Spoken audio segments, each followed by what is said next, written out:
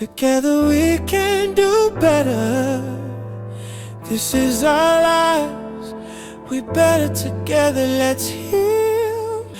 With God on our side, we shall win. Let's heal. Love conquers all. I love you, and you love me.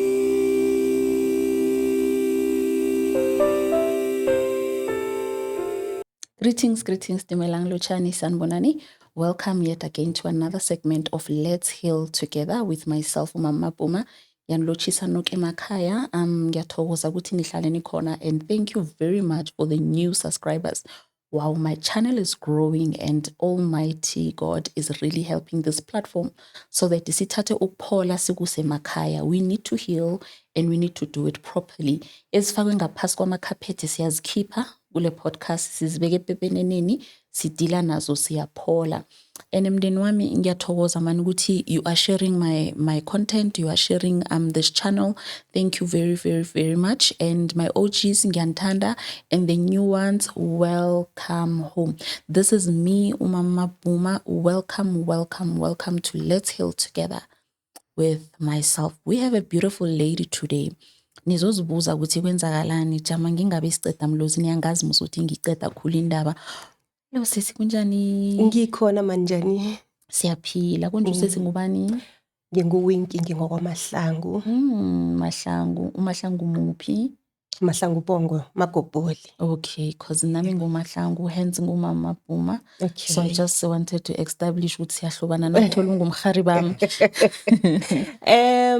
NginguNamahlangu, ngingumamjiyana. Oh, okay. Yes. Okay, so ukuthi kanengi ngiprefera uWinky Mahlangu ngoba linobu brand nyana. okay, Yeah. okay. Yeah, Unjani sesiwinki? Ngikhona mani njani? Ngiyathokoza ukuza.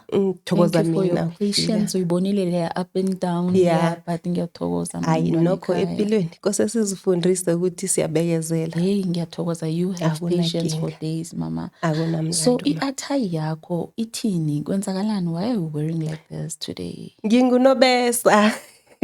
Bathini? Bathi ngunobhova. What do they say? Angilizwisisi la kaNobhova ukuthi livelaphi. Ngingakutsho ukuthi ngingunobesa. Njengoba sazi eMandebeleni ngalesi sikhathi, kusikhathi inkosi ithabile, kusikhathi sengoma, nginomsanyana munye. So ya ukhambe nabo baba. Okay. So as umama wakhe lo mntwana kumele kube nangendlela ombatha ngayo ekhombisa ukuthi nawe ke umntwana wakho representa umntwana ukuthi awukhamba endleleni lapha sonke sikubone sithi umama loya ngunobesa. Bonke abantu bayazi nangimbethe ene kukwenza ukuthi uhlonipheke kangangani. Ngathi singahlala simbethe so. Yes. It brings unity amongst thina Amandebele nabanye abantu. They are so interested, yazi uyakhona ukubona bayazibuza abanye, they do come to you bakubuza ukuthi why are you wearing like this, bese uyabachazela. It's angifuni ukukhuluma manga mani ku stage nyana lesi simnandi. Is it? Angifuni ukukhuluma manga, angazi mhlambe ngimi ngedwa, but ukunakeka mani, ukunakwa ukhabona abantu babe ne-interest, yes, ukwazi, because nami I was very interested ngikubona ngithi hayibo uswinki athi. So that's why ngikubuza ukuthi okay, chasela nabantu bami ekhaya ukuthi why umbethe so, cause asikawujwayeli umbatho umbethe koloya. Ngane ngingubo abomama abendileko bamaNdebele bahlala bayimbethe isikhathini esiningi, but ke what represents lento engikhuluma ngayo khulu umkhala lo. Okay. Uma ngalesi sikhathi umbethe umkhala, uma onomntwana mhlambe osestage sokuthi uyadluliswa ngoba nabathombako nakumntazana thomba, uma uhlala mbethe umkhala. Oh, okay. Yes, but it's only married women.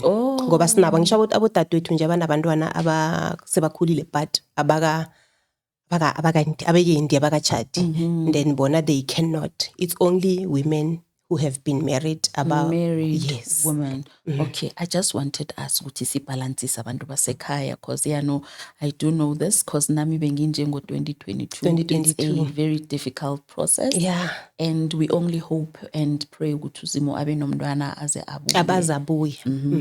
Umntwana nakakhambe nabo baba, it becomes more challenging because umntwana akekho ejardini.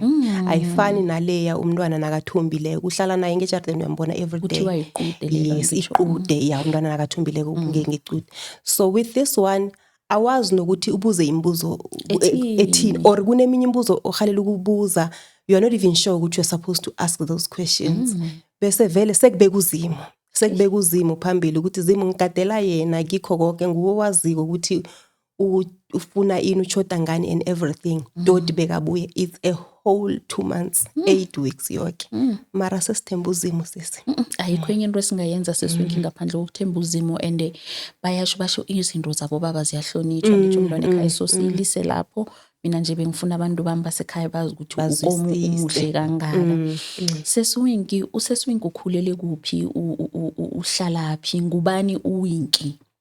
Okay, uWinki wabelethelwa endaweni yaseLimpopo ebizwa ngokuthi kuHamashabela. Okay.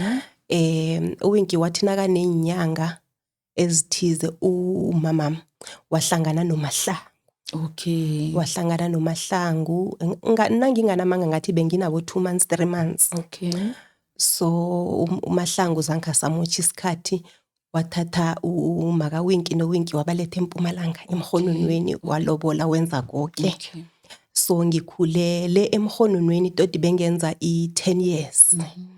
Sasuka ke emhononweni sayohlala eMaphotla. Emhononweni bengifunda ePrincess J. Emhononweni kula ngihlala khona ngalesi sikhathi. Ngayofunda eMaphotla esikole bathi Isithembiso. Ngaphuma eSithembiso ngaya eSilindile, bekuyi junior primary.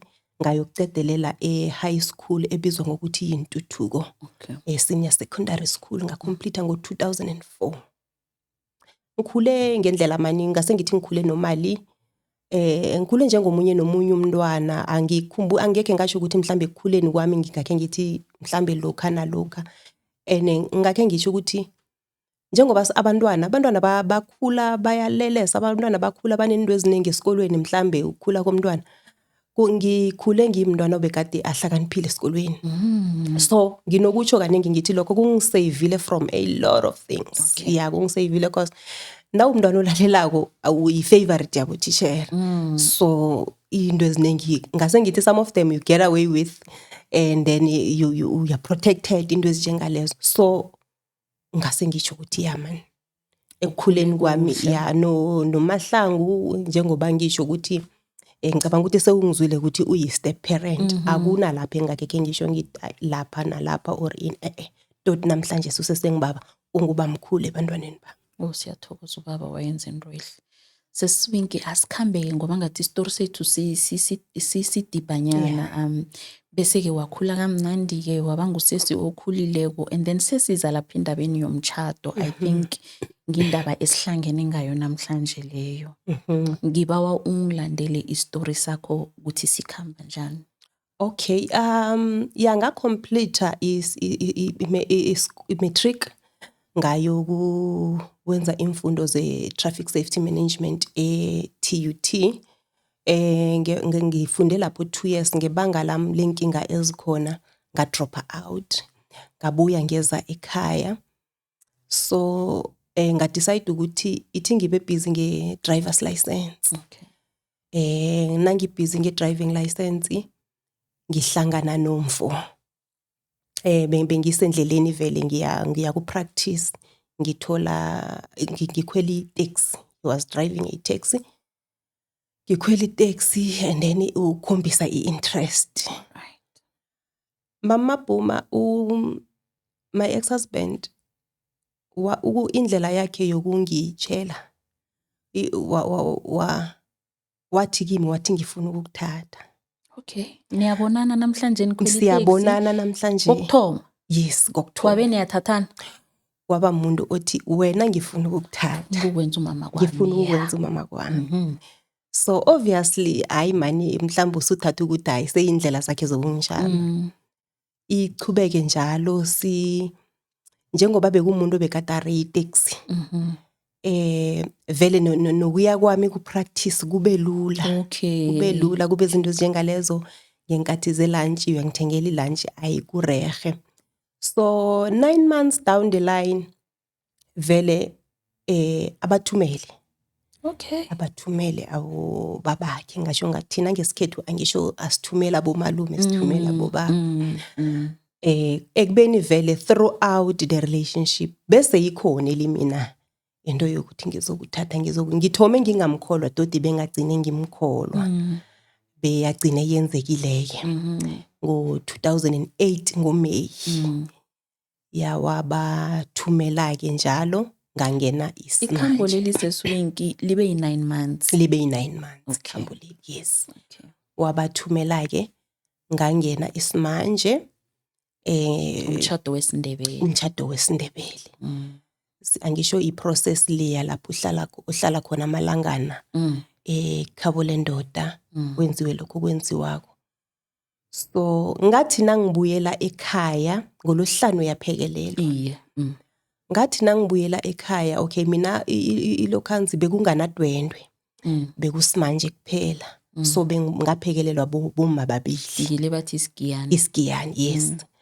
So throughout the process yesimanje ifone number off ngifike ekhaya ngithatha ngivula ifone obviously kubusy la ngaphandle abantu basalilizela la ngaphandle mina ngithatha ifone ngivula ifone ngihlangabezwe yindendende engaka yo message WhatsApp le bengekho bekuyi text vele i-text message i-message beyide mama Bhuma mara ukuyisummarize kwami bekungudade obekade angicongratulate ukuthi ngiwinile mara kumele ngazi ukuthi she is pregnant with my newly husband. This person ngithoma ukuzwa ngaye but sekuvela into yokuthi mina ngiwinile. So kwaba ngarareka ukuthi seswinki kuyaphithizela. Kusaphithizela la ngaphandle. Wena ubuye emtchadweni. Kusaphithizela mina ngisekamereni ngiya find out. Uthoma ubiza abantu. Zange ngitshela umuntu in my mind ngimlindile uzokuza ntambama ngisho ngiyazi ukuthi uzokuza. Ubaba lo. Ngitshela ukuthi hayi man this person is bluffing uyacho ngizokubuza loya ntambama and then uzokuconfirm ukuthi there is nothing like this. Hayi sengihlale njalo ngendlini apho sengihlale njalo kube busy abantu actor normal ngizakuthi ngi-actor normal ini mara mangoba ngingendlini phela usekamereni angithi uyayazi le process le. So afike vele ntambama afike ngithi ngiyambuza vele first thing obviously first thing thathi text ngimkhombise ukuthi nasi indaba lana zikhiphayo the response mama Bhuma engayitholako ngiyo engenza ukuthi nginande ngithi mina my marriage was a disaster from day one. The response engayitholako yathi I was expecting something like hayi angimazi umuntu lo hayi the response engayitholako yathi awa ke mina ngazongiphaphela umuntu lo out of all abantu thandana nabo ukhetha mina ukuthi ngingibaba.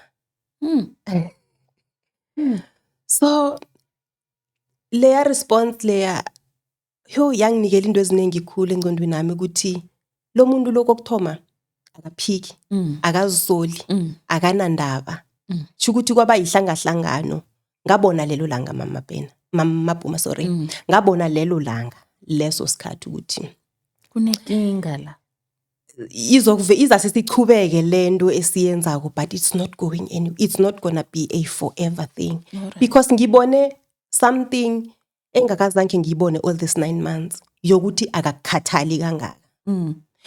I mean azange bekaxolisa noxolisa azange bekathini kuyase yaphelela lapho ekutheni usukhetha mina ngathula ngarareka soloko ngathula mhloko yazi ngazi ukuthi njani mara soloko ukuthi zange ngisaba nokuthi ngingathi umtchado going forward ukuthi mhlambe ngingaveza ini ukuthi singenzani singenzini because soloko ngaba shocked lelo langa nge-response i-message bengiyayibona the response bengasi-respond oboyijamile bekungasi-response bekade ngiyilindile and yi-response eyangikhombisa into eziningi ngaye lo muntu ukuthi what kind of a person is he. So sekwachubeka njalo ke bantu baphadlelela abantu impilo iyachubeka. Isikhathi nasikhambako ukhumbuleke uzokunande ubisela amehlo kose uyokotiza nokotiza. Yeah. What happened after lapho kwabonakala ukuthi my ex-husband akafuni ukusuka ekhaya. Ngazi ngiyibeke njani Ekhaya. Uthethe phela ngisho. Uthethe kose umthathu mngakho Nokuthoma yokuthoma impilo. Noma sazi thina ngesintu ukuthi kanengi uthoma ngokukotiza. But kwabonakala ukuthi he is enjoying more ukuba umkhwenyana than ukuthi mhlambe siyokuthoma impilo yethu. So kwabazi kwangibangela inkinga lokho nakho kwangibangela inkinga ekhaya. Impilo yachubeka, ama text asachubeka. Ama text ayachubeka. Ngichudelwa inthombe the pregnancy. Netgendlela ulo khanzi I remember sinye besinejengoba uceda ukwenza njalo. Ngiya updatewa ukuthi namhlanje sebekwenziwani bekungenziwe ini. It was tough. At some point I had to change from a smartphone to ipopotwana, avoiding inthombe. I-update le unnecessary le Yes. ongakayibawi. Sagcina si-shiftile ke ekhaya ngakhamba ngayokukotiza. Ukukotiza kwami kwaba worse. Kwaba worse because I don't understand, angizwisisi ukuba kwami naye ekhabo vele ngathi into bekade angayifuni or angakazimiseli or njani, because ngathi nangiceda ukufika yena wa move out. Ngithini? Yeah, kwaba ukuthi uyohlala nomntazana lo eroomini somewhere. Yeah, kwaba ukuthi uyohlala nomntazana lo eroomini somewhere. He would come back abuye mhlambe ngama weekend kube ngathi umuntu obuya emberegweni or something. Mina ngihleli ngiyakotiza. Kwathi kungoDisemba bafika abantu bazokubika umlando. Sesiwinki wena wazi njani ukuthi uhlala nomntazana lo eroomini? Yena the very same mntazana Yes. that was updating you all the time. Yes. How did you find out ukuthi uhlala naye? Through the updates. Uyachuda. Uyangitshela. And uzokutshela izinto aziko ukuthi this is proof enough for you to see ukuthi this is true. Mhlambe iskipper simbetheko. Or anything nje, anything. If he's got flu or whatever nje. So that's how I knew. And then bagcine bafikile ke bemzini bekhabo lomntazana bazokubika umlando ngisakotisa. Wena uyakotiza uhlala uyiwani la? Ngiyakotiza uhlala nomamazala. Ngihlala nomamazala nabanye bakhona ejardini. Madoda. And then ubaba lo uza Usuye Ngama-Friday, yeah. Yeah, but isikhathi esiningi uphila naye laphila naye khona lo mntazana. ngomlomo wakhe uthi kuphi yena? Awumbuzi wena ukuthi indoda ukuphi? I mean it sesina ngithi solo kungathulako bengingasabuzi next, cause what are you going to ask knowing ukuthi you are going to get answers azokulimaza mhlambi ithi ngisho njalo. Uzothole Umshado lo usesemusha man sisiwinki. usesemusha khulu usesefresh. Ngitshela ngeday 1 ngitshela ukuthi ngafind out ngeday 1 wena usathi usesemucha ubala inyanganyana later. Ngeday 1 ngafind out ngathola nokuthi kuhle ngizifake kuphi. Ngizifake emntwini onjani.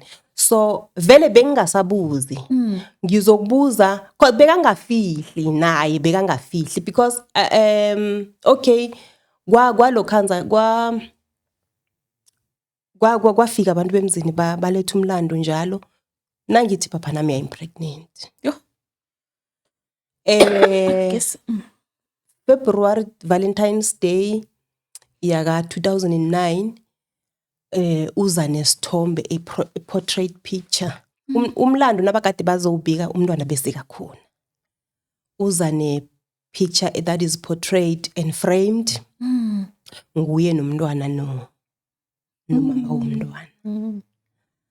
So it was bad. It was very very bad. Uhleli uyakotiza leso sikhathi. Awazi phambili, awazi move, awubereki. awubereki kwangangokuthi mhlawumbe ungakukhubalekela emberegweni kuthiwe uhleli kuphi mhlawumbe uhleli lapho you are stuck there ekhaya sebakubona uslimi awuchazisi bakubona nje awukarisi ukuthi what is happening they don't know. And first born I was 23. I was 23. So okay the following year bese ngina 24. So nangithola umntwana umntazana nami lo bengina 24 bengwaka April. So angina best friend, angisimuntu nabangani, angazi ngithini, anginamuntu, I've never had umuntu engishare naye. Nangaphandle kokushare man ngisesenamahloni. Nginamahloni ukuthi umshado lo muntu hawu uyokuthoma uthini ebantwini uyayibona. So ngakubamba konke lokho ngiwani. Okay umama uLokhanzo unosokana nami yena bekazi.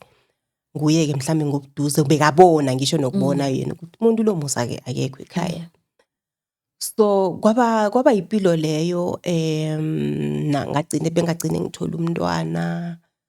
Kwaba magulo incitho 2009 was worse, was the worst. Kulapho engathoma khona nokukhamba i-counseling. Okay. I-journey yami ye-counseling iza njani? Umntwana usesemncane ngimusa esikalini. Angazi ukuthi bekwenzekeni ukuthi bangithumele esibhedlela ePhiladelphia eDonaldton ngomntwana lo. Ngomntwana. I don't even remember what it was about me or umntwana, but between the two. So ngiyafika lapha nangipompako usister nakangipompako. She makes a joke. Angisazi nokuthi beyithini joke.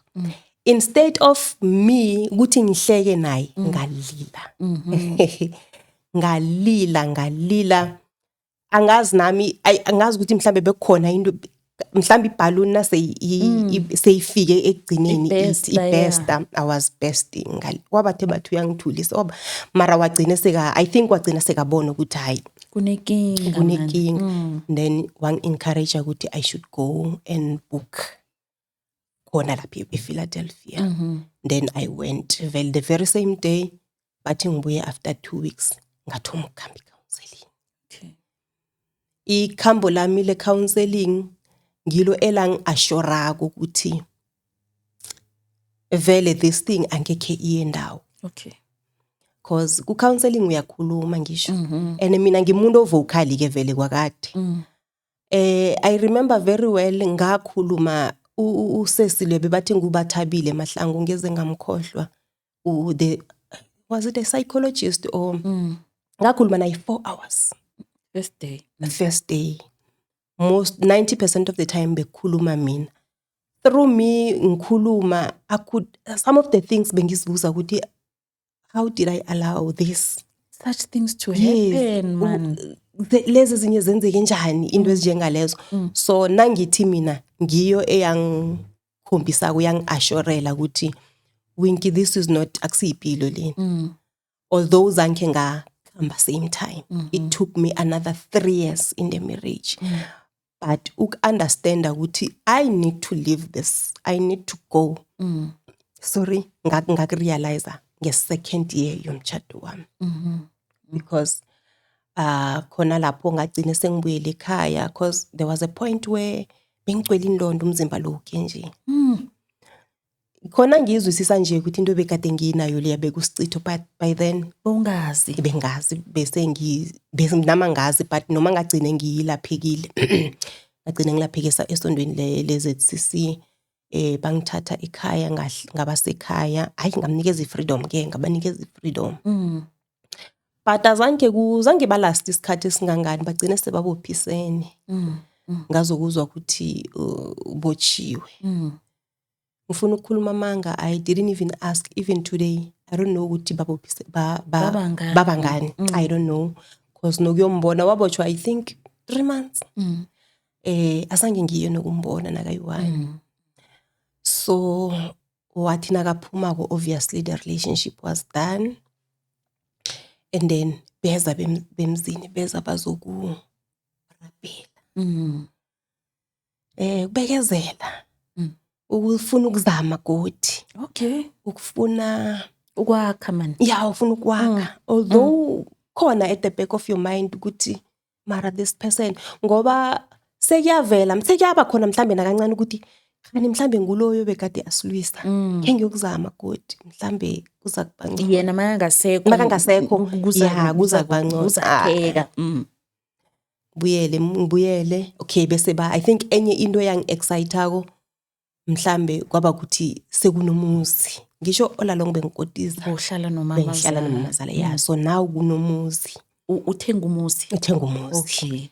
So ni excitement yokuba ngakwakho manje akusilula musi nokubuyela ekhaya sisi nokubuyela ekhaya okay asengithi mhlambe imizi le ayifani akusilula nokuthi usekhaya kube nengcondo yokuthi hayi man mhlambe nase ungakwakho ngona ngibuyele emuva only to find out ukuthi we are back to square one nanoma ungakwakho noma sengakwami sekuvela ukuba irresponsible ke na ola long bengihlala nosokana uyabereka nguyothenga ukudla nani ubenza into eziningi lo nanoma mhlambe ubona ukuthi ustaraga ngesikhwameni but akukhombisi cool because most of the things is khona. So now sesihlala emzini ethu senicalene sesithu sicalene nomuzi nomntwana nebebinyana le. So uyabona ke ukuthi leyando leya seziyangezeleleka lokho it was about being cheated on nokuthi ulale ekhaya nakafunako nani nje sekungezelelekile uzozenzela yonke into umntwana uzomenzela yonke. Wenza ngani ngoba ngigcina uthi awubereki? Ngenhlanhla leyo ngimuntu obevele kade ngithanda ukuthengisa. Bengimuntu bekade ngithengisa anything mina efaka imali at that time around that time bengithengisa ama vegetables bengihlala ekhoneni ebusy strap busy then khona nalo li busy thengisa ama vegetables at some point ngifaka nemphathu lezi so vele bengimuntu bekade usesi obusy bengibusy so nalapho suthu yakha nawuthi uyakhuluma nabo mama plus bekusesemuvanyana le nje manje vane ngithi mhlambe sekune nomnyana sekujwayelekile but lokho emuva le ayivela abantu benganamuntu bekade akuzwisisa na ukukhulumako it's kind of like mele ubekezele man bonke banjalo into ezinjalo uyabona wena cala ibambe ngebukhalini wena cala lokhu cala nje unomuzi abangani bakho njengoba bengisesemncazanyana ngisho vele ngeminyaka abangani bakho yazi abantu balingana nawe bangahalela ukuthi babe sesimeni okiso eyibona into ezinjengalezo so kwafika lapha ekuba ne-physical i-abuse seyiba physical sekayabetha manje sekayabetha. My ex-husband was that person obothi nawukhuluma naye nawukhulumako i-response yakhe beka kaningi kuba sandla ibama nawukhuluma naye i-response kuba sandla usho ukuthi uyambuza ukuthi into enje ukomo then yena uphendula ngokulwa. Yes uphendula ngokulwa ekulweni kwakhona vele kuzokugcina vele kuba nesandla. So my situation vele bekuyi situation le bekade yaziwa akusi situation ephelele ekamereni i-situation eyaziwa nakubo makhelwane bese bazi ukuthi kolweni ayifika kondambama kuzokuba na something kuzoba nerasi so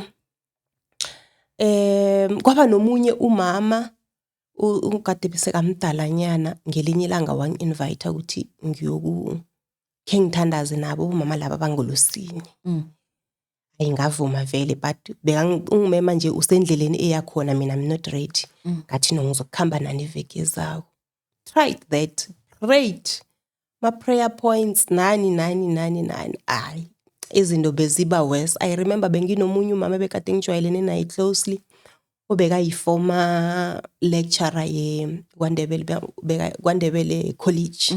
She was very very close. She's vele nje ay but kwabhala nalapho kwabhala nje because I think my ex-husband didn't understand ukuthi umshado yini.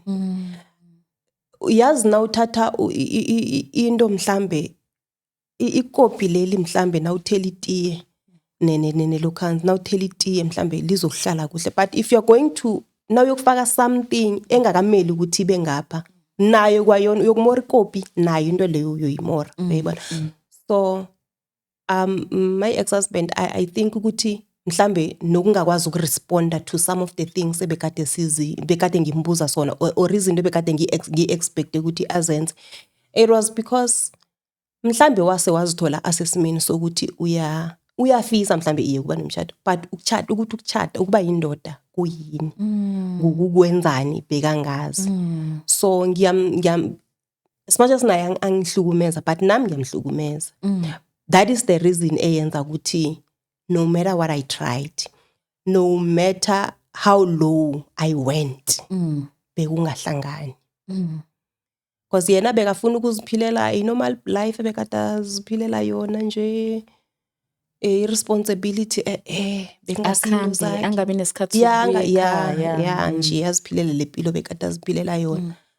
So ngithandazile nabo mama laba hayi bekwabonakala into yokubetha leya soloko iyachubeka nande ngiye police station ngifike ngithi Mkhuzeni awuthomi nokumbophisa kuyabona thoma nokuthi Mkhuzeni I think wakhuzwa ngazi kayingaki mapolisa or kayi3 or kayi4 nginande ngala ngiya ekhaya babuye bazokurapela nginande ngibuye njalo up until I finally vele kwabonakala ukuthi ngeke kusalunga, because bengibona ukuthi kunengi okungenzeka or anything ingenzeka phakathi kwami naye. Omunye angagcina sekabulele omunye. The reason I'm saying that is because yena angangibetha ngelinye ilanga ngibulale, or nami bese ngiba angazi ukuthi ngiyibiza ngama flashbacks or bengiyibiza ngani, because of i-anger uthoma ulila ugcina ungasalili. Ekustopeni kwakho ukulila kwakheka something la ngaphakathi kwakho and it is dangerous leyo nto leyo.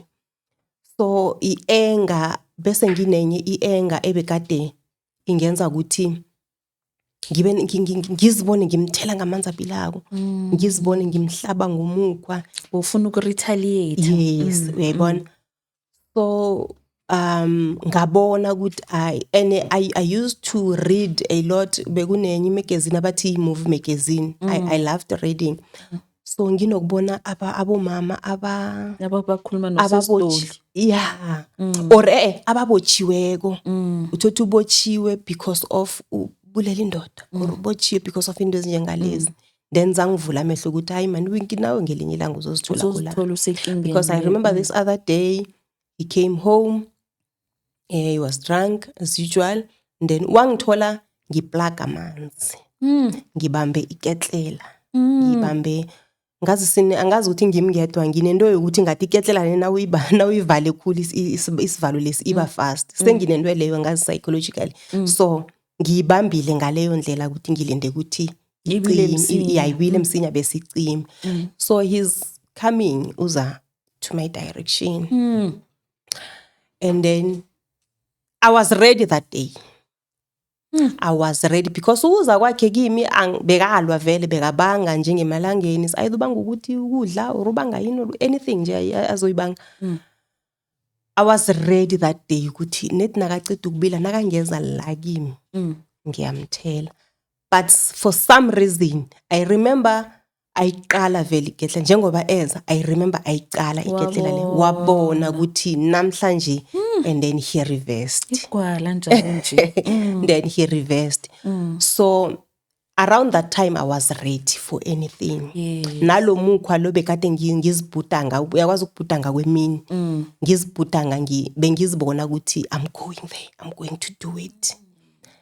Leso sikhathi ke sengisesinomunye umntwana umsana okunguye nje oyingomeli. Yes. Okay. Abantwana sebayi2. In my mind I was like, if I'm going to die or if I'm going to go to jail, ngizokuthiya abantwana abayi2 abancane. Balamana emaduze abantwana laba. Okay. Badlulana nge1 year 9 months. So vele basesemathodla abayi2. So I decided, I told my dad, for the very first time ukuthi baba ngifuna ukubuya ekhaya. My dad, ubaba wami mani uMahlangu, ngithini mara God bless him. Cause vele kunguye engikhonako nokuthi ngikhulume naye. Kunguye ozwisisako, kunguye bekade kibo bonke abantu bekade ngithi nangikhuluma nabo bekunguye bekade angizwisisa, but ke mhlambe yabona.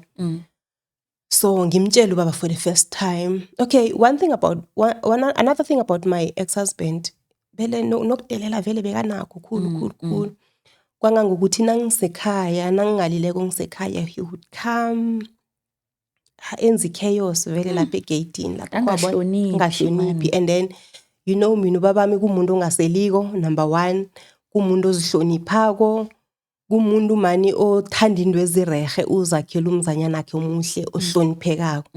So if someone uzokuvela lapha vela khona and disrespect your parents. Uyayibona? Yeah, that's another issue. Yes. So ngimtshela ubaba ngithi baba, I want to come back home, it's enough. Ubaba athi okay, bekathi nakabuzwako my ex-husband ukuthi why you fika lapho ukhamba nangomzimba nezijengalezo zimba hlubula iskipha ngisho useliwe na mhlambe kuchisa khulu.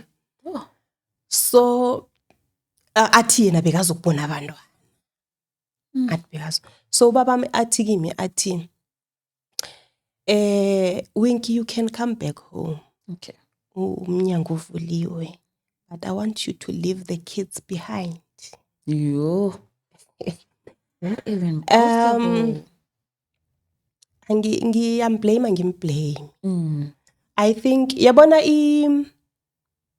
the issue ye abuse or the issue yemchado enjanjani, it doesn't affect these people abayi-2 phela abachadile kuphela, affecta nabantwana nabazali Sithando. Because I don't think ukuthi vele kumnandi ukuthi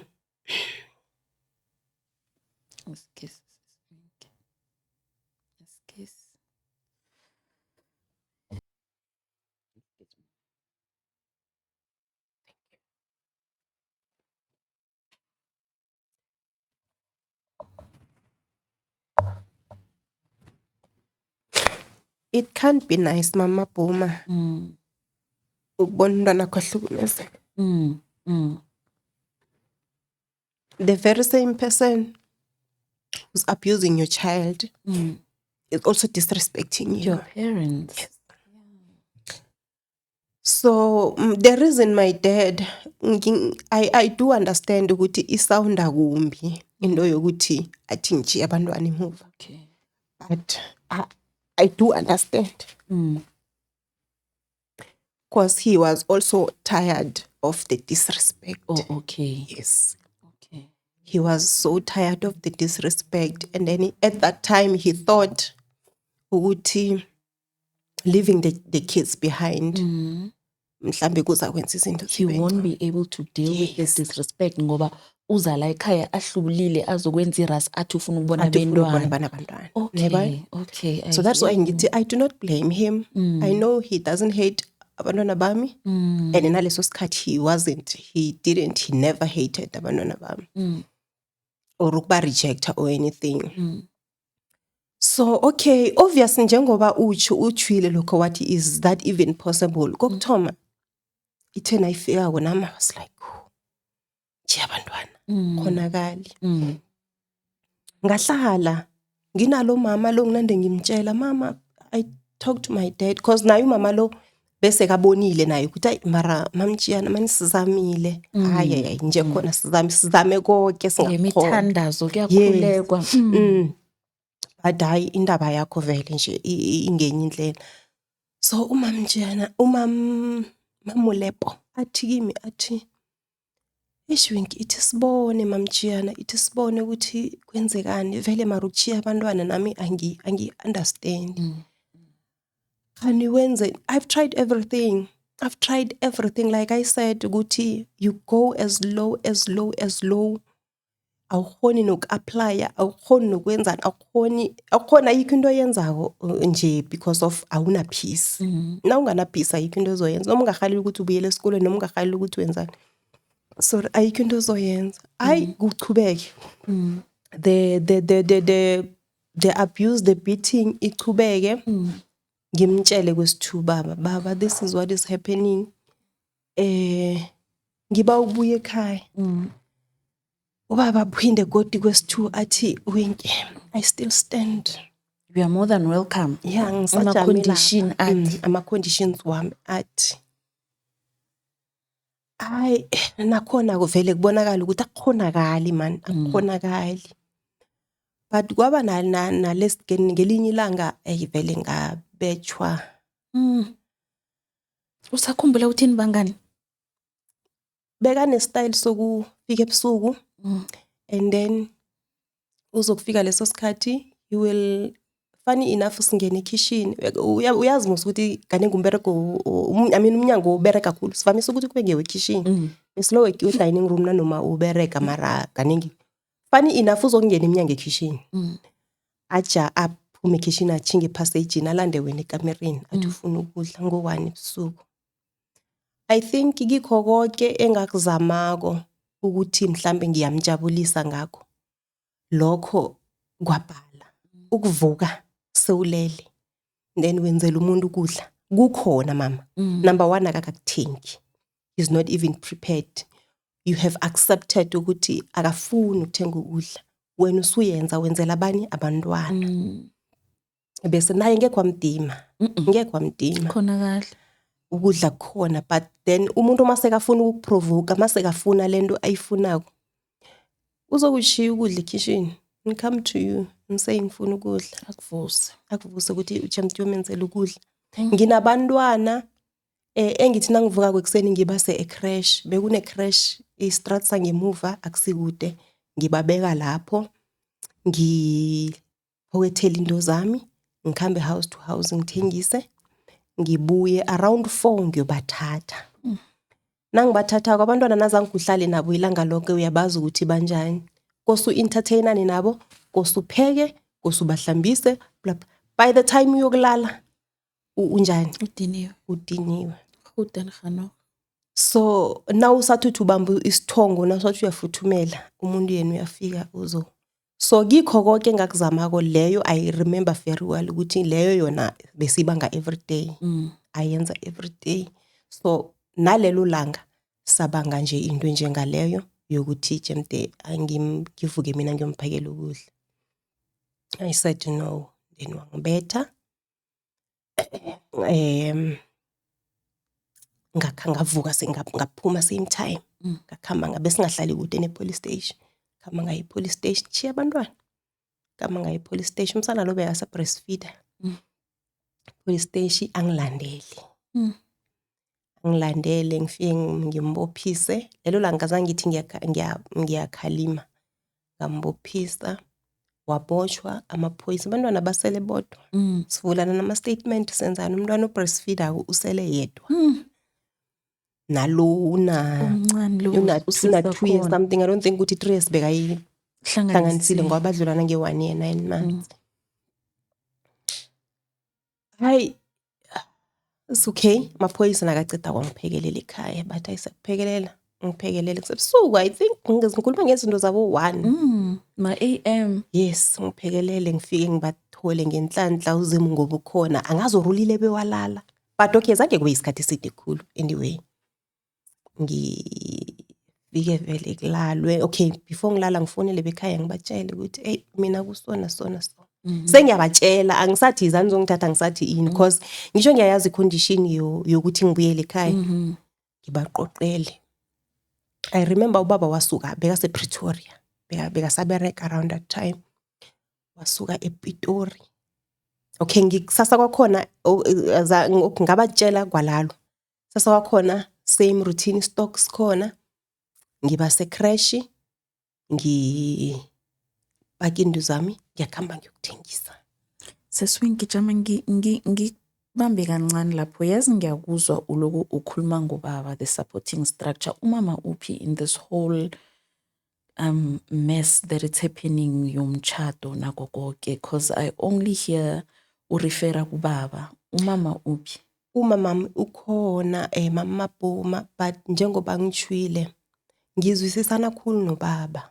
Okay. Ngizwisisana khulu nobaba, nguye ngithi nangikhuluma naye sizwane. Alright. Sisengibeke njalo ukuthi nguye esengithi nangikhuluma naye sizwane. Okay, mara uyayibona? umama ukhona. Uma yena ukhona, Okay. yes. So Same routine niyavuka-ke. ngiyabathatha ngibase crash ngabo 80 ngiyakhamba ngiyokuthengisa. Nangibuyako ngathi kungasikade ngifikile wafika. Bamkhululile? Okay, before ebusuku kufike mother-in-law. Afike Ngama-AM la. Yeah, ngama-AM. I think he called. This time I didn't call her. I called Bekhaya kuphela yaphelela lapho. Afike, it was not nice. It was not nice because wayumbophisa indaba ilungiswa mlomo blah blah blah into ezinjengalezo. So they even took the car keys bazikhambela. So kusasa ke kube njalo. Nangibuya kungasikade ngibuyile ukuyokuthengisa afike angene. Ngikhumbula ukuthi ngasithola istory sokuthi uphume nge-free bail. But ukuthi ngasitholaphi angazi, but yona it was like that ukuthi uphume nge-free bail. He didn't greet. Ngazange alochise. Azange atsho next. Hey, bonakale ukuthi kushubile. Bonakale ukuthi kushubile. Wena mawubuyothengisa umthola ngendlini? Ngithe nangiceda ukufika naye ngasikade wafika. Because I remember very well ngimbona ngine gating. Okay, ubaba zangikheze the very same day. Kwalalwa. Yo lobo busuku lobo. I decided to thatha ingubo ngidlale phasi. Akakhulumi phela this person. Akakhulumi, akatsho next, akazisoli. Kuyasho ukuthi akazisoli, kuyasho ukuthi vele akaziboni ubronk. Umuntu ongazisoliko Awumazi ucabanga. awumazi ucabangani. Sesingalala komqasa nomqasa loyo ngingawazi ukuthi ulala njani. Bese ngibanjwa buthongo lobukudinwa kumzimba kuba cause ubusuku bona ngibukulala. And bengithi net nangithi ngizokuthi ngilele ngiphaphame msinya kakhulu like why are you sleeping? No, you're not supposed to be sleeping. Ngimuzwe even embedeni aphefumula lokho kokuthi he's angry. Uya toss and turning. Phefumula ukuthi he's very angry. Kwasa ngabatshela ukuthi Bekhaya ngaba update. Ubaba wasuka from Pretoria. Wa driver weza. Okay, kusasa stoko sesekhona. Ngiyavuka abantwana ngibase crash. Ngathi ngisathi ngisapaka istoko wangena ubaba. Wathi Winky, this is not why I ngakhuliseli lo. Abantwana baphi base crash. Usajamile uMahlangu ekutheni abantwana bona bayasali. Nami leso sikhathi ngibone ukuthi okay, one of the things uMemulepo said to me ekugcineni wathi Winky, I want you to bring yourself in a situation ngiba uzilethe ekutheni abantwana ba uzobachiya. Khuluma noNkulunkulu umtshele. Kiss. Mama Phumezi inlonda. Yeah. This kiss is Winky, yes. This kiss me. She said talk to God umtshele ukuthi uzobachiya abantwana. Prepare your mind psychologically. Prepare ukuthi manje isikhathi sokuthi uhlukane nabantwana bakho. She said uNkulunkulu will make a plan. Uyazi. Mtshele ukuthi uzobachiya abantwana and then he should just make a plan from then. That's what I did. I was still a very strong prayer warrior by then. Ngakhuluma naye uNkulunkulu ngathi God, if isikhathi sifika ngizobachiya. I don't know what's going to happen. But ngizobachiya. So ubaba wathi nakafika wangithola ngiprepared. Wangithola ngiprepared ukuthi ngizobachiya. It's like it's fine. It was fine ukuthi okay. Base crash. Sapaka. sabuya Isitoko wenzeni ngaso? isitoko ngisishiyile nokuthi khona lapho. Baba wathi I want you to take impahla kuphela.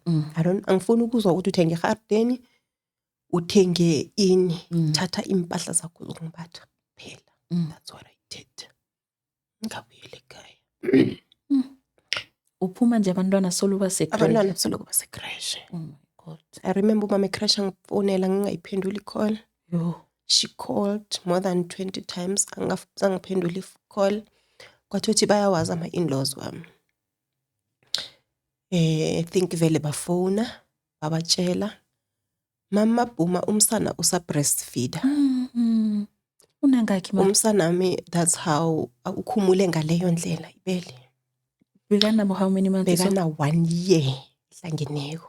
It was bekana 1 year ehlangeneko. That bengaka habu ukucabanga ukuthi ngizobe ngisho nomkhumulisa lapha 1 year 2 3 4 mhlambe so. Because ngikhona ekhaya it's just ngiphuma nangiyokuthengisa nangibuyako ngem breastfeed. It was so hard. It was bad. I can never tell you lela langa first day ukuthi ngafika ekhaya ngenzani. I can never tell you. I think bekumnyama. I can never tell you ukuthi ngafika ngalala or ngadla or ngenzani. Because ngijiya abantwana. Ladlula lelo langa, ilanga lakusasa. Ngicabanga ukuthi uma wakhuluma nobaba. And then ngaleli 3 ubaba wathi thatha ikolo yokuthatha abantwana. Wathatha ikolo yokuthatha abantwana ngakhamba. That's what I did ngakhamba ngayokuthatha abantwana. Ubathatha kuphi ke manje? Oh, umama wecrash wafonela ugogo wabo. Babathatha. Beba kwagogo wabo. Bebahleli nogogo wabo. So ngakhamba ngayokuthatha abantwana. Okay, bagcine ugogo wabo wafonelana nebekhaya. Ngakhulunywa. Like I said, these 3 days le angikhumbuli anything. Une mind block. Ngine mind block. I hear you. Ingakhamba ke ngayobathatha. Nokuthi vele sengiyasho nangithi ngicabanga ukuthi ubaba uma wakhuluma nobaba. I don't know, angazi vele ukuthi kwenzekani. Ngenza njalo vele I just took the car ngakhamba ngafika ngathatha abantwana. Ngabuya wabakubuya. Yo God wababuya kwami. Wabuya umamazala nosoka nami wathi wangibawa ukuthi athathe umntazanyana lona. Bese mina ngisale nomntazana lo nomsana lo omncane because baba khona vele was irresponsible angibereki. Basise mathodla bayithu basadinga ipampers boyithu. I'm not saying that's an excuse. But basadinga umntwana omncane mazukhula msinya ufuna lokhu nalokhu. So sazwana njalo ke through ma social workers. Ngathola incwadi evela ma social working bangibizela khona nangiyako umamazala sakhuluma lokho esikhuluma and then ekugcineni wathi akathathe umntazana lo. Umntazana mivele ukhulele khona. I would come every time inkolo nazivalako. Ukuphuma kwami emshadweni ngaphuma ngaleyo. Ngahlala ekhaya 4 years. Ngibusy ngizakhela. I moved out ekhaya after 4 years. Ngayozihlalela kwa. Wabuya ekhaya wathoma phasi. Ngabuya ekhaya ngathoma phasi. Oh, how was And that it's not easy. It's not easy. It is not easy. We firstborn. I think ukuthi thina ama firstborn sine mhlamba kusimizi yonke. But sine pressure yokuthi mhlambe kumele ube yi-example to abanye lapha. And then number 2 ukuba libuya angiyibeke straight.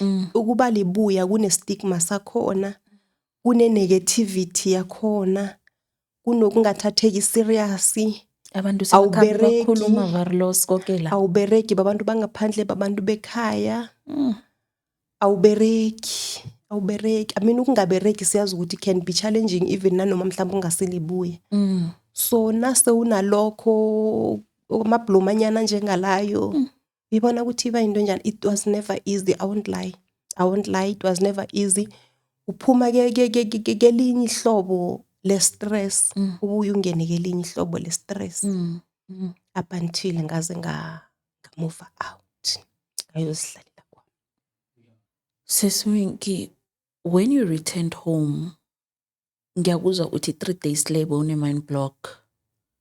What was your biggest challenge that you faced? Mase sowubuyele ekhaya manje, senidecide ukuthi umntwana umntazana yokuhlala nomamazala. That on its own, udile nayo njani yokuhlukanisa abantwana bakho? It was very, very difficult. But I think I trusted my sister-in-law. Okay. Yes, I trusted my sister-in-law. I knew how much she loved her, even nanoma ngisesekhona.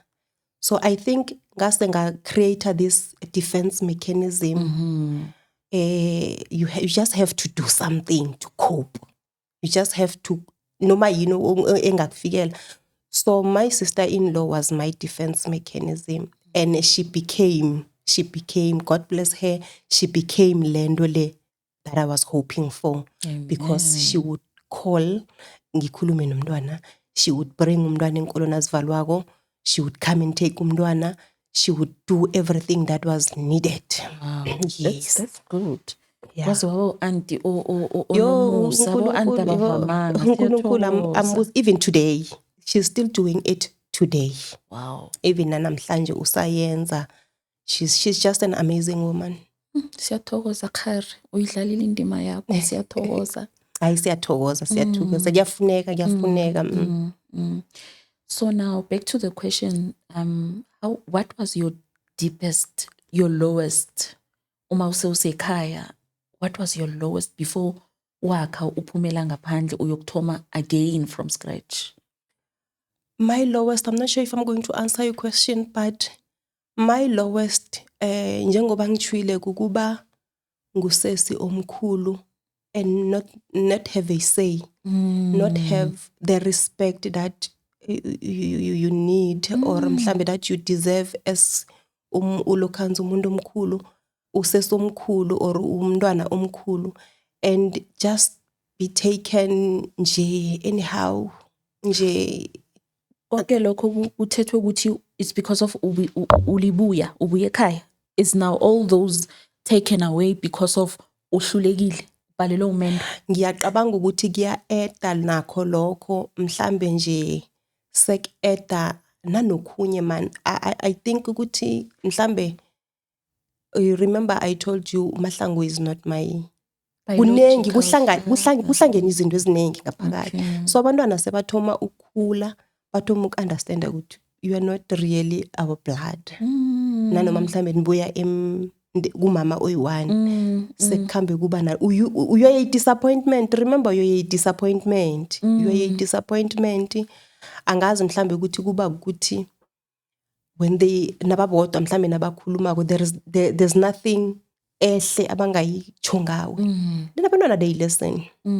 Abantwana they listen.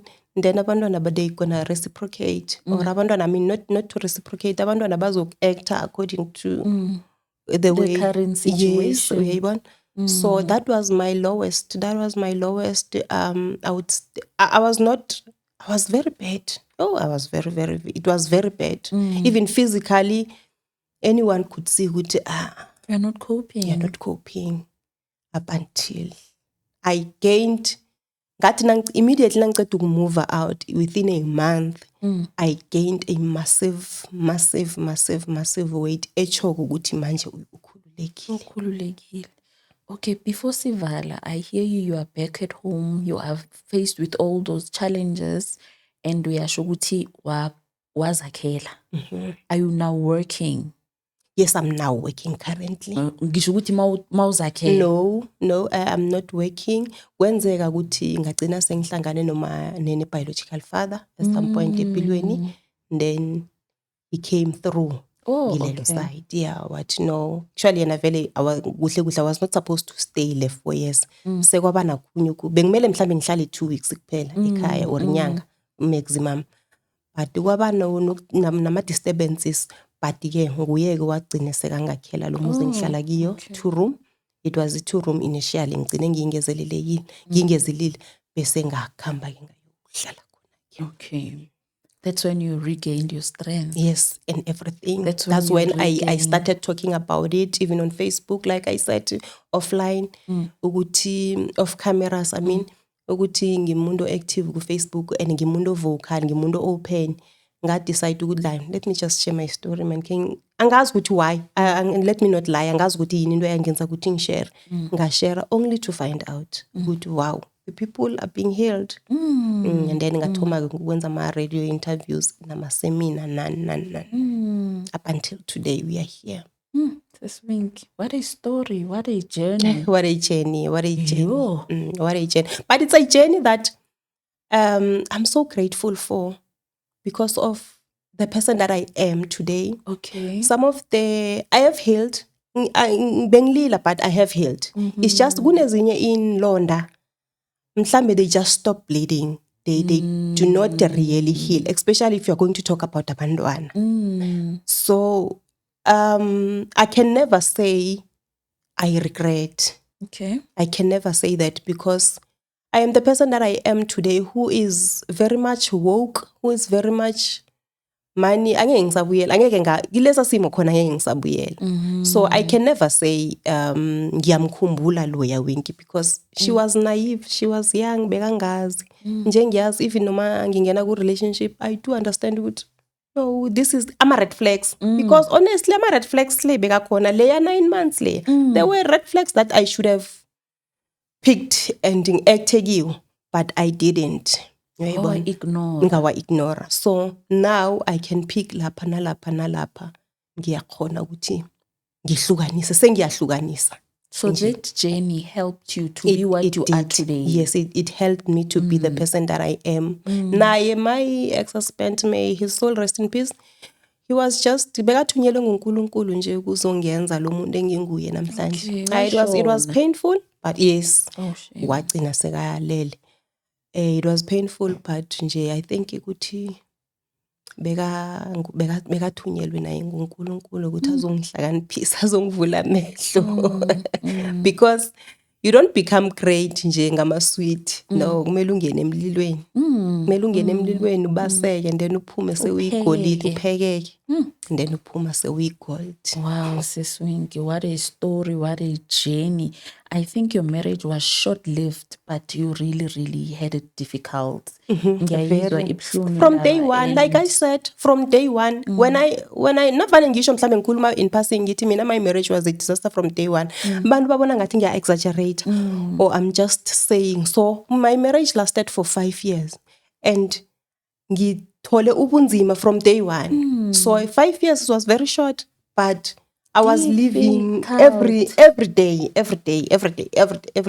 I cannot remember any day where mhlambe nokujabula bengijabula one day, then tomorrow ngokhunye ngilokhu nangasingilokhu. I went through all the abuses that you can think about: financial, emotional, physical, mental, or abuse that you can think of. Yo, with that being said, I can't even say which one is better than the other one, because abuse is abuse, and ibhlungu, whether it's physical, uphuma blue eye, whether it's psychological. Abantu vane bathi abantu banokusho ukuthi hayi ukubeshwa kungcono because amagama ayahlala, ukubeshwa uyaphola. Cannot be kumnandi. Uyakwazi ukubeshwa mara. Uyayazi ipama. Phela ipama, vane ngithi ipama iyodwa. Ikhipha nesithunzi nje. If someone could come and get in here akubethe ngepama ngeke ngisakuthatha serious. Hayi akuseselula ukuthi ngikuthathe ngalendlela bengikuthatha ngayo before. So ukubetshwa nakho kuthatha something from you ngaphakathi, kuthatha abantu mhlawumbe bangasi bathatha ukuthi nakangibethe ngepama noma ungaveli 5 finger nayo kufika emall ngizabe ngasabonakala, but kuwe ngaphakathi kwakho, just for the fact ukuthi you've been slapped face ke ukurahwa ke ukuphoswa ngento ke. No man. Mara abantwana bakho ba right throughout the circumstance? No, ba right. Abantwana bami bakhulile. I've tried ba uNkulunkulu ukuthi mana bakhulise ngendlela right. I've got such amazing kids. Amen. Yo, I've got such abantwana abekho perfect. Abantwana abekho perfect. They've got their mistakes which we should kumele sazi nathi we've been there. So but all in all nje abantu bayalila ngama-2000. I'm still happy, very still happy. blessed. Yeah, I'm still very blessed. Sis Winky, have you healed? I have healed. I have healed. But like I said, ukuthi kunezinye indonda mhlambe ngase ngithi ngikho konke lokhu ngipholile. But ke kunezinye indonda na uzithindako. Mhlambe nanoma ngeke kube every day where you cry. But asakusilula ukudlula kizo. Asakusilula. Abantwana ba sensitive. Abantwana ba sensitive, knowing ukuthi I once did that to my kids. I did forgive myself. I knew ukuthi I had to do it. I had spoken to God. It worked out fine because 3 days later ngagcine ngikwazile ukuthi ngibathatha abanye abantu babachiyela futhi abantwana kube minyakanyaka. But ke yona angazi mhlambe eventually after I don't know how many years, because now it has been from 2012. So it's more than 13 years. But the spot is still very sensitive. Very sensitive. Yeah. Yo, Sis Winky. Any last words to abantu bethu basekhaya? Amagama wokugcina engingawatshela mhlambe umama ngithanda ukuthi ke ngikhulume nomama right now osesimeni mhlambe engike ngaba kiso. Mhlambe she just got divorced, because divorce yona ayisimnandi. Uyadluleka mama, uzokuphola. Uzokudlula, kungenzeka kunzima at this point. Kubhlungu, awuboni phambili, awazi mhlambe kumnyama njengalesa simo lesebekade ngikiso mina la the way it was very dark. Kuyadluleka. Give it time, pray, and mhlambe uthole noma ngekwatshela the whole world, but just get someone ungakhuluma naye ukwazi ukukhofa. Ukukhuluma nakho is part of healing. Khuluma ngayo and then pray.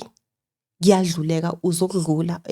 Angiyasazi isimo where you feel like ngathi ungabhubha, ngathi ufile ukuthi you are tired of feeling pain, udinwe buhlungu, udiniwe, ngathi nje uNkulunkulu angakuthatha because you don't see a way out, you don't believe, akubonakala ukuthi ungadlula. Kuyadluleka, kuyapholeka. Nabantu noma bangahleka, it's okay, it's fine. Kuyadluleka. Some people abahlekako ngaleso sikhathi, they'll be the one who coming to you ngelinye ilanga. We are not saying abantu abahlekako they should go through but kunabanye babuyako bazokubuza babone ngathi or vani bathatha ukuthi ukhohliwe or in, they come back to you bazokulilela kuwe because wena so happy, so right. So umama ngalesi sikhathi opale, grey, isikhumba esigrey because of his stress, it's fine, it's okay. Uzodlula and uyasidinga lesi stage lesakiso, uyasidinga so that nakusasa nakapholile adlowa akwazi ukurefera athi, you know what, I've been in this situation and look at me now, and praise God about it. Sure. What is story mndeni wami? Sis Winky, bakuthola kuphi? Because I hear you mentioning Facebook. Where do my people get you? Ngiyatholakala ku Facebook ngoWinky Mahlangu, and naku TikTok Winky Mahlangu. Sisi, thank you for coming. Mndeni, thank you for listening. Thank you for being our ear and reshare and repost. Mina ngishutela a Good Life Studio. There will be numbers there if you want to come and sit on the hot seat or use the studio for any other reason that you want. Thank you so much, and thank you for always opening your TV and listening to Mama Puma, coming with different and relevant content. Yathokoze makhaya. Bye yo. Bye-bye, Mama. Bye. Together we can do better. This is our lives. We better together. Let's heal. With God on our side, we shall win. Let's heal. Love conquers all. I love you, and you love me.